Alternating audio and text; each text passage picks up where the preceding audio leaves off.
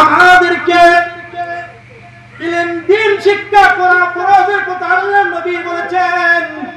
আল্লাহর নবী আমাদেরকে ইলম শিক্ষা করার কথা বলেছেন।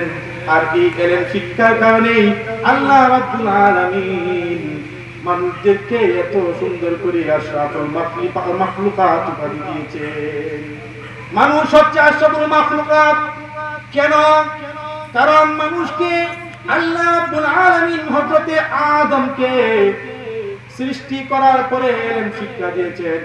এই ইলম শিক্ষা দেওয়ার কারণে আমরা হচ্ছি আশরাফুল মাখলুকাত।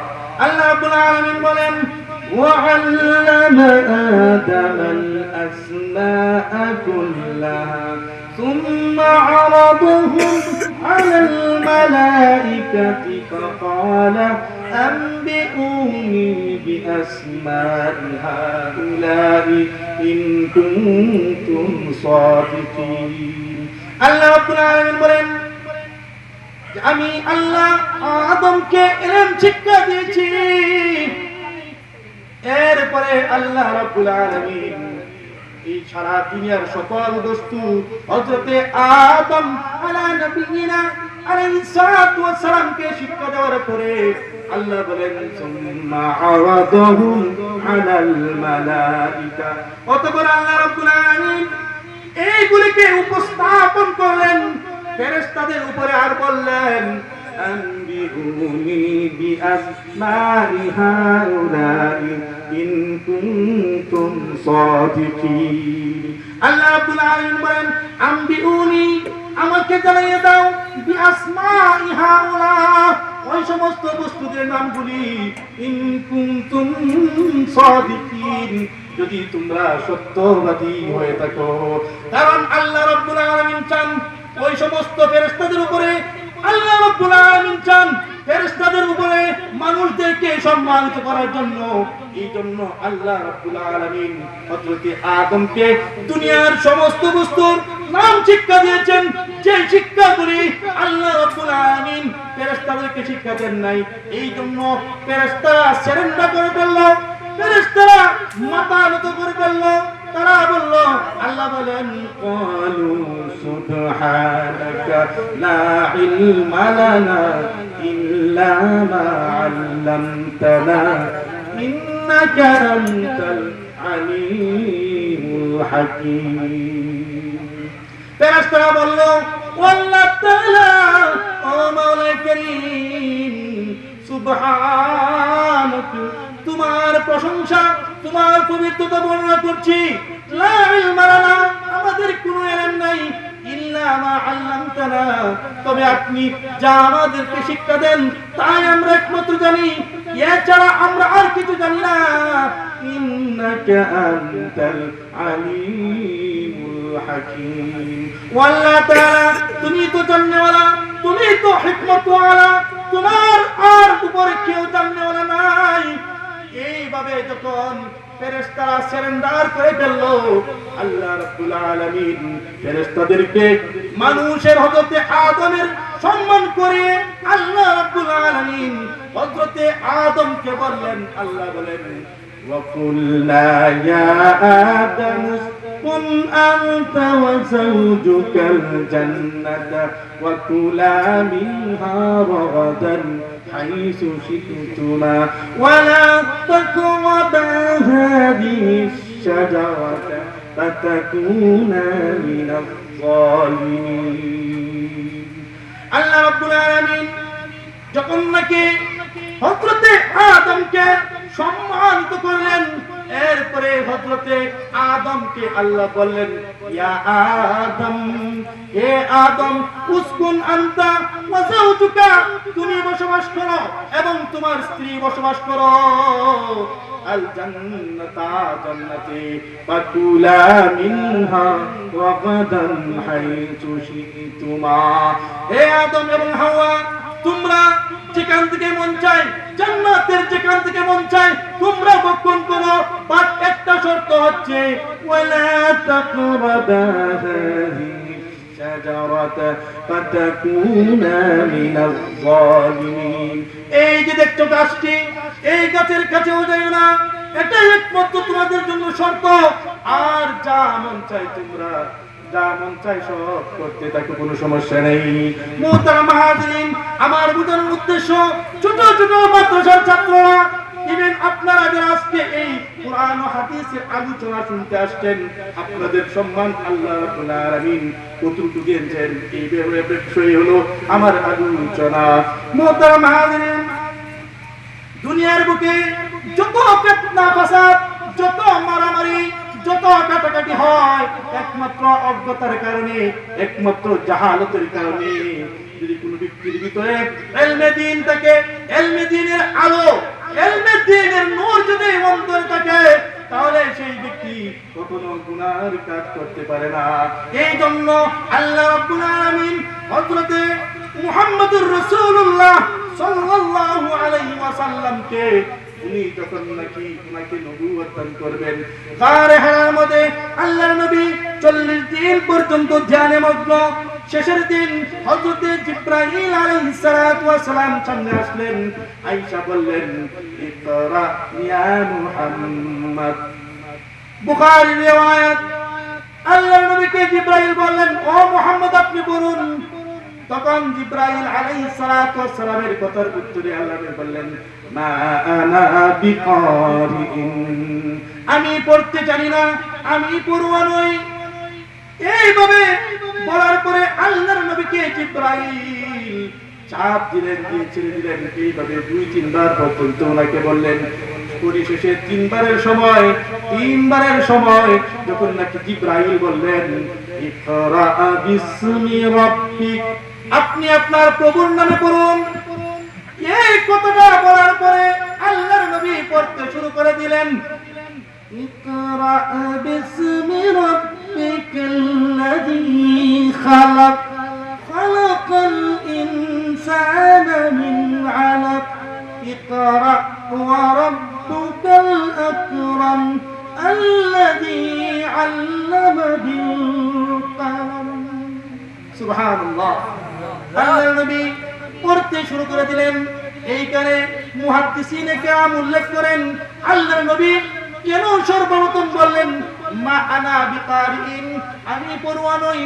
এই ব্যাখ্যায় মুহাদ্দিসিনে কেরাম বলেন, যেহেতু জিবরাইল শুধুমাত্র পড়ার কথা বলেছেন, কিসের পড়া, এই জন্য কারণ যেহেতু পড়া বলতে 2টা পড়া, এর মধ্যে একটা পড়াই হচ্ছে যা ইলমে নববী, এটাই হচ্ছে একমাত্র সঠিক পড়া। এই জন্য যেহেতু যতক্ষণ পর্যন্ত আল্লাহর পড়ার কথা বলেন নাই, ততক্ষণ পর্যন্ত আল্লাহ নবী বলেছেন মা আনা বিকারি, মা আনা আমি পড়তে। মুহতারাম হাজিরিন, আমি বলতেছিলাম আল্লাহ রাব্বুল আলামিন আলেমদেরকে কত সম্মান দিয়েছেন, এই সমস্ত তালিবুল ইলমদেরকে কত সম্মান দিয়েছেন।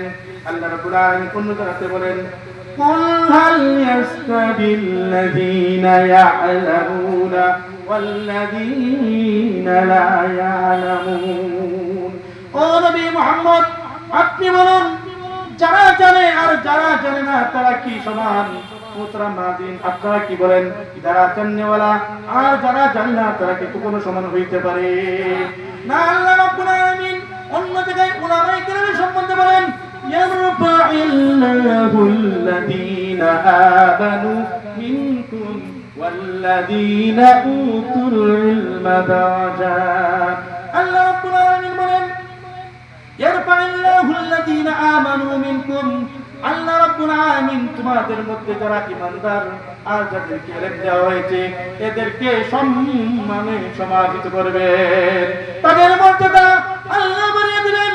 সুতরাং কুরআনুল কারীম দ্বারা আমরা বুঝতে পারলাম যে উলামায়ে কেরামের সম্মান, তালিবুল ইলমের সম্মান স্বয়ং আল্লাহ রাব্বুল আলামিন দিয়েছেন।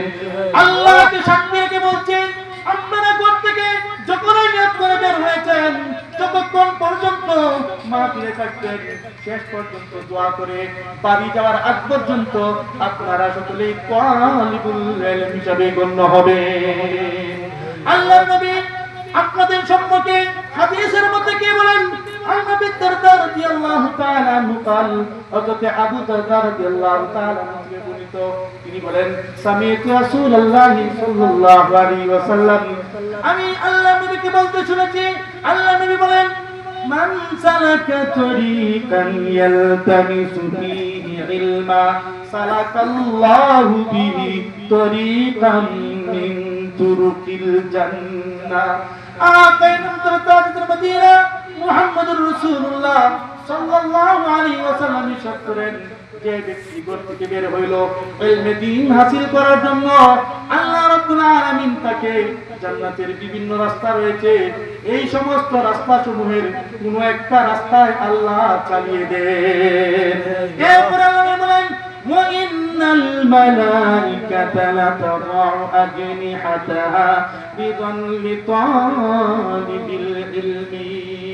আল্লাহ নবী পরে বলেন, নিশ্চয় ফেরেশতারা, ওয়া ইন্নাল মালাইকাতা, নিশ্চয় ফেরেশতাগণ, লাতাদাউ আজনিহাতাহা, তাদের নূরের পর বিছাইয়ে দেয়, বিদান লিতালিবিল ইলমি, ইলমে দ্বীন তালাশ করে যারা ছাত্র। আপনারা যে এই পর্যন্ত আসছেন, আপনাদের পায়ের নিচেও আল্লাহ রাব্বুল আলামিনের নবী বলেছেন, এদের পায়ের নিচে আমার নূরের ফেরেশতারা নূরের পর বিছাইয়ে দেবেন। সুবহানাল্লাহ। এইগুলো কি আমার কথা? না না না, আল্লাহর নবী 1450 বছর পূর্বে হাদিস শরীফের মধ্যে উল্লেখ করে গেছেন, ওয়া ইন্নাল মালাইকাতা লাতাদাউ আজনিহাতাহা বিদান লিতালিবিল ইলম। তালিবের ইলমের প্রতি সন্তুষ্ট হইয়া আল্লাহর নূরের ফেরেশতারা পর্যন্ত তাদের পায়ের নিচে নূরের পর বিছাইয়া দেয়। আর বলেন, ওয়া ইন্নাল আলিমা লা ইস্তাগফিরু লাহু মান ফিস সামাওয়াতি ওয়াল আরদ। আল্লাহ নবী আর বলেন, ওয়া ইন্নাল আলিমা, আলিমদের জন্য লা ইস্তাগফিরু লাহু মান ফিস সামাওয়াতি ওয়াল আরদ, আকাশ এবং জমিনের মধ্যে যা কিছু রয়েছে সব কিছু আলেমের জন্য দোয়া ও ক্ষমা মাগফিরাত করতে থাকে। মুহতারাম হাজিরিন, কিভাবে ছাত্রদের পায়ের নিচে, আপনাদের পায়ের নিচে ফেরেশতারা নূরের পর বিছাইয়া দেয়, এর একটা ঘটনা আপনাদেরকে শোনাই। অতীত আছে বাগদাদের নিজামিয়া মাদ্রাসায় একজন তালিবুল ইলম ছিল। বাগদাদের নিজামিয়া মাদ্রাসায় একজন তালিবুল ইলম ছিল, যার মেধা অত্যন্ত প্রখর ছিল, কিন্তু তার একটা দোষ ছিল। সেই দোষটা আপনাদের সামনে বলতে চাই। এবং সেই দোষটা কি?